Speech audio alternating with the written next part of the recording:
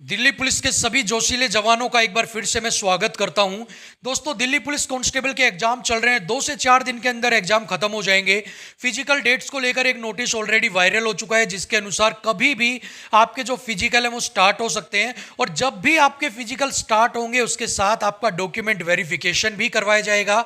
आपके जो दस्तावेज हैं उनकी जाँच की जाएगी। और दस्तावेज की जब भी जाँच की जाएगी तो उसका सबसे पहला नियम है कि आपके जो दस्तावेज यानी कि आपके जो डॉक्यूमेंट्स हैं वो क्रूशियल डेट से पहले के होने चाहिए। सो आज की वीडियो इसी के ऊपर बेस्ड रहने वाली है कि आखिर में क्रूशियल डेट है क्या, कौन कौन से ऐसे डॉक्यूमेंट्स हैं जो क्रूशियल डेट से पहले के होने चाहिए। अगर आपके डॉक्यूमेंट्स क्रूशियल डेट के बाद के हैं तो आप क्या कुछ कर सकते हो, एफिडेविट कैसे बनवाना है, क्या लिखवाना है, उसका फॉर्मेट क्या रहेगा, उसका सही समय कब होगा, कब देना है, एफिडेविट चलेगा या नहीं चलेगा, किसके नाम से चलेगा, सारी डिटेल्स इस वीडियो में बताने वाला हूं। सारे डाउट्स आपके क्लियर करने वाला हूं। बस आपको एक चीज करनी है, वीडियो को एंड तक जरूर देखना है। सो चलिए स्टार्ट करते हैं। तो सबसे पहला सवाल क्रूशियल डेट को लेकर कि आखिर में क्रूशियल डेट है क्या। तो देखिए, last date of application form, जो भी आखिरी डेट होती है ना एप्लीकेशन फॉर्म की, जैसे कि दिल्ली पुलिस का जो फॉर्म ऑनलाइन फिल करना था उसकी आखिरी डेट क्या थी, 30/9/2023। तो क्रूशियल डेट इस केस में क्या हो गई है, 30/9/2023 इज योर क्रूशियल डेट। यानी कि जो भी डॉक्यूमेंट्स आपके पास होने चाहिए वो 30/9/2023 से पहले के होने चाहिए। यानी कि डॉक्यूमेंट्स कीप हैंडी टिल 29/9/2023, कि आपको अपने जो डॉक्यूमेंट्स हैं, जितने भी आपके डॉक्यूमेंट्स हैं, वो 29/9/2023 तक आपके सारे डॉक्यूमेंट्स तैयार हो जाने चाहिए। अगर आपके डॉक्यूमेंट्स पर 30 तारीख के बाद की डेट है, यानी कि आपकी 1 तारीख है, 2 तारीख है, 10 तारीख है, 15 तारीख है, तो आपके जो डॉक्यूमेंट्स हैं वो क्रूशियल डेट के बाद के माने जाएंगे। ठीक है, इतनी चीज समझ में आ गई है। अब सेकंड सवाल है, डॉक्यूमेंट्स कौन कौन से ऐसे हैं जो क्रूशियल डेट के अंडर आते हैं कि क्रूशियल डेट से पहले होने चाहिए। वैसे तो जितने भी डॉक्यूमेंट्स लगते हैं वो सारे क्रूशियल डेट के पहले के होने चाहिए, लेकिन कुछ डॉक्यूमेंट्स ऐसे हैं जो आपको 110% क्रूशियल डेट से पहले के होने चाहिए।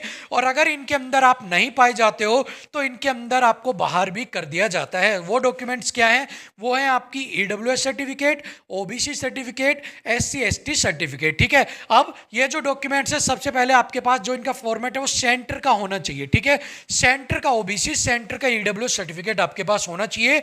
अगर आपके पास क्रूशियल डेट से पहले का है और अगर वो स्टेट का बना हुआ है तो उस केस में भी आपको क्या कर दिया जाएगा, रिजेक्ट जो है वो यहां पर कर दिया जाएगा। तो किसका होना चाहिए आपके पास, सेंटर का आपके पास यहां पर जो सर्टिफिकेट्स है वो होने चाहिए। और क्रूशियल डेट यानी कि 30/9/2023 से पहले का, यानी कि 29/9/2023 तक आपके डॉक्यूमेंट्स रेडी है, सर्टिफिकेट जो है वो रेडी यहां पर होनी चाहिए। अब जो आपके पास थर्ड सवाल निकल कर आता है कि अगर ये जो डॉक्यूमेंट्स हैं अगर ये क्रूशियल डेट के बाद के होते हैं तो क्या हो जाएगा सर, हमारे साथ क्या हमें बाहर कर दिया जाएगा या हमें मौका दिया जाएगा। तो ये देखिए, अगर आपके डॉक्यूमेंट्स क्रूशियल डेट के बाद के यानी कि 30/9/2023 के बाद के हैं तो नोटिफिकेशन में साफ साफ लिखा हुआ है, आप स्क्रीन पर देख भी सकते हैं कि आपकी OBC certificate, SC ST certificate और आपकी ईडब्ल्यूएस सर्टिफिकेट क्रूशियल डेट से पहले के होने चाहिए।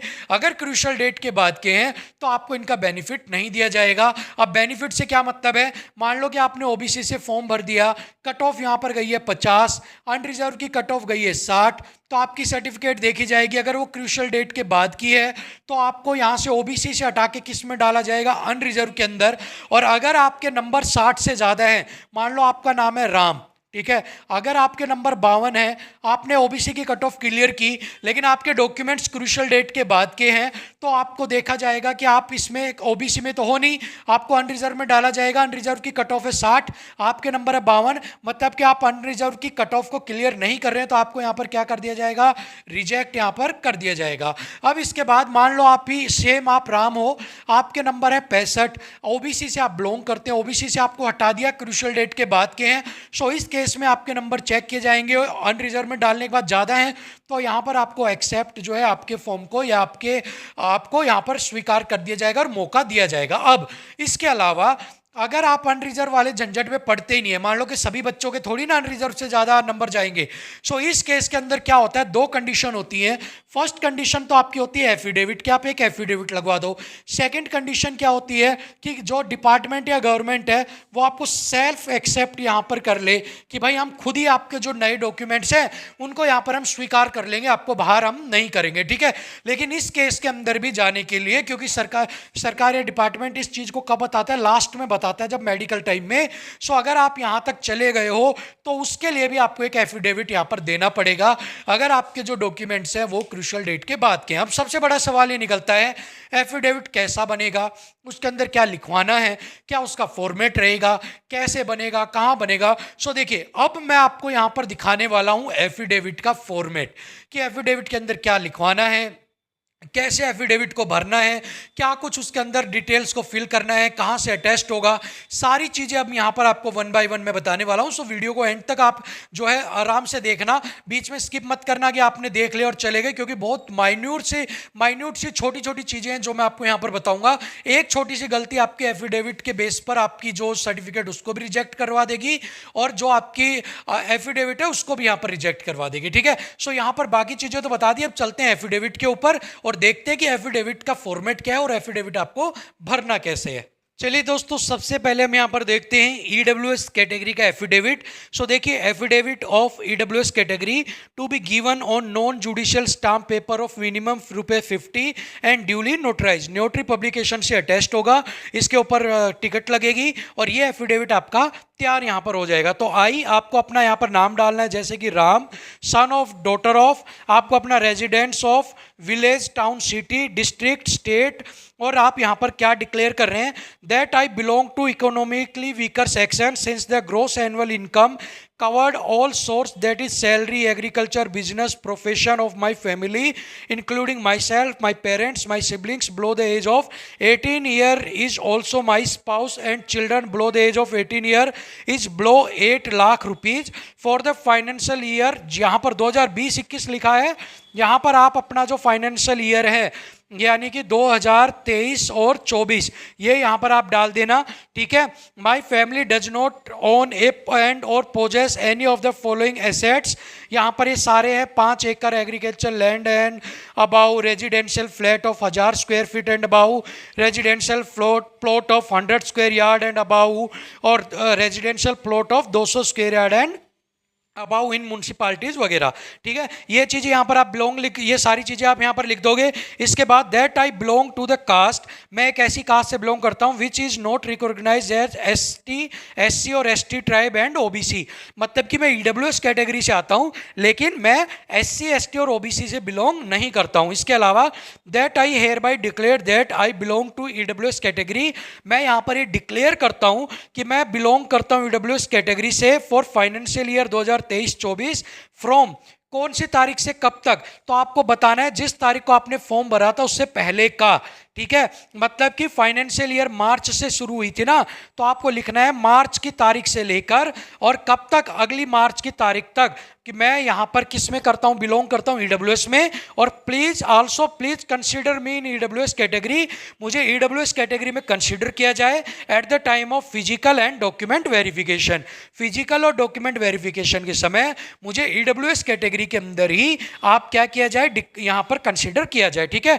यहाँ पर आपका साइन हो जाएगा, जो भी है यहाँ भी साइन हो जाएगा। वेरिफिकेशन कहता है आई about name deponent hair by, मैं ये ओथ लेता हूँ, शपथ लेता हूँ कि एफिडेविट जो है वो सत्य है, इसमें किसी भी प्रकार की कोई गड़बड़ नहीं है और इसको प्रमाणित मैं यहाँ पर करता हूँ, ठीक है। ये तो हो गया EWS का। बात कर लेते हैं OBC का, एफिडेविट ऑफ OBC कैटेगरी। तो यही वही नोटराइज, ड्यूली नोटराइज होगा और नॉन जो है आपका जुडिशियल स्टाम्प पेपर के ऊपर ये बनेगा। यहाँ पर आपका नाम, पिता का नाम और आपका रेजिडेंस होगा। that I belong to community which is recognized as backward class under the Government of India Ministry of Social Justice and Empowerment resolution number, यहाँ पर आपका जो OBC सर्टिफिकेट का रिजोल्यूशन नंबर है ये, और डेट यहाँ पर आप डाल देंगे। और यहाँ पर है this is also certified that he she did not belong to the persons creamy layer mention in column 3 of the schedule of the government of India. और आप यहाँ पर ये भी डिक्लेयर कर रहे हैं कि मैं जो क्रीमी लेयर है उसके अंदर यहाँ पर नहीं आता हूँ। इसके अलावा that I belong to the caste, जो कि SC और ST कास्ट के अंदर मैं बिलोंग नहीं करता हूँ।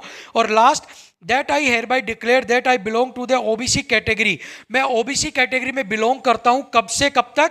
जब से आपका फॉर्म भरने की तारीख थी तब से लेकर और आगे तक आप अपनी डाल देना। जब तक आपका 2 साल 3 साल का वैलिड होता है तब तक आप इसको डाल सकते हैं। तब तक मैं यहाँ पर वैलिड हूँ। ऑल्सो मुझे आप जो है वैलिड ओबीसी के ही कंसिडर किया जाए at the time of physical और डॉक्यूमेंट वेरिफिकेशन। यहाँ पर आपका जो साइन है यहाँ हो जाएगा और यहाँ पर भी आपका जो साइन है वो यहाँ पर आपका साइन हो जाएगा। ये आपकी वेरिफिकेशन होगी, ठीक है। सो ये आपका फॉर्मेट रहने वाला है किसका? ओबीसी का।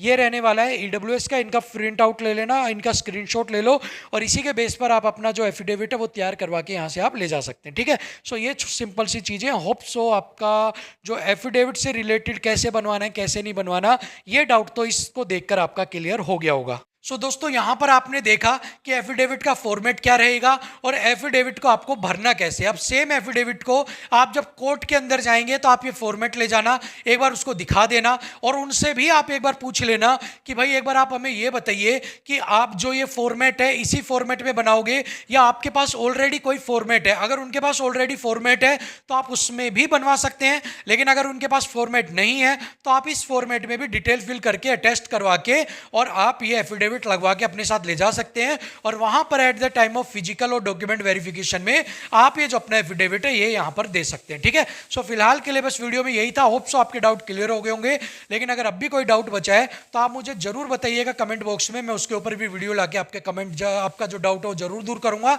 लेकिन फिलहाल के लिए मुझे इजाजत दीजिएगा। नमस्कार, जय हिंद।